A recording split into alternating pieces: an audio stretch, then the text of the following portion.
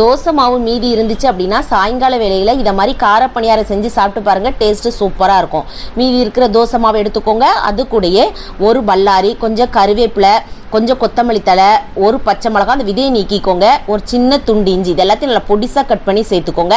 அடுத்ததாக ஒரு ஸ்பூன் அளவுக்கு ரவையும், ஒரு ஸ்பூன் அளவுக்கு அரிசி மாவும், அரை ஸ்பூன் அளவுக்கு சீரகமும், ஒரு 3/4 ஸ்பூன் அளவுக்கு தனி மிளகாய் தூளும் சேர்த்துக்கோங்க.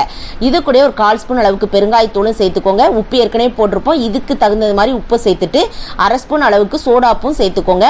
நம்ம இன்ஸ்டண்ட்டாக செய்கிறதுனால சோடாப்பு கொஞ்சம் கண்டிப்பாக சேர்த்துக்கிட்டிங்கன்னா நல்லாயிருக்கும். ஒருவேளை உங்களுக்கு இஷ்டம் இல்லை அப்படின்னா அதை வேணால் ஸ்கிப் பண்ணி எடுத்துக்கோங்க. நல்லா கலந்து எடுத்துக்கோங்க. அதனுடைய கன்சிஸ்டன்சி இந்த அளவுக்கு இருக்கணும். இப்போ பணியாரக்கல்லை சூடுபடுத்தி அதில் கொஞ்சம் எண்ணெய் சேர்த்துக்கோங்க. இப்போ நம்ம எடுத்து வச்சிருக்கிற மாவை கொஞ்சம் கொஞ்சமாக சேர்த்துக்கோங்க. நம்ம தோசை எப்படி திருப்பி போடுவோமோ அதே டைம் மாதிரி தான், சீக்கிரமாகவே குக்காய் வந்துடும். நல்லா 2 சைடும் பொன்னிறமாகவும் நீங்கள் எடுத்துக்கோங்க. அருமையான தோசை மாவு காரப்பணியாரம் ரெடி.